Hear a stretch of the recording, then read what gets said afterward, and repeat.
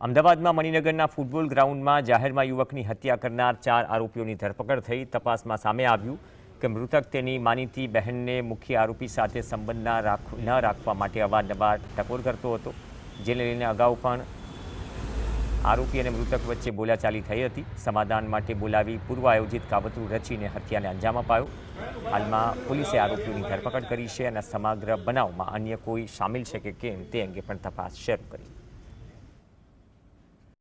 ચિરાગ રાઠોડ જેમનું મૃત્યુ થયું છે એ એનો એક ફ્રેન્ડ છે નયન।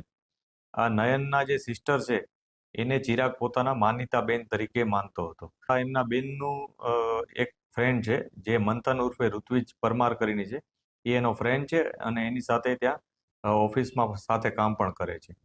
એટલે આ લોકોની વચ્ચે જે ફ્રેન્ડશિપ હતી એ બાબતને લઈ અને ચિરાગ થોડોક નારાજ હતો।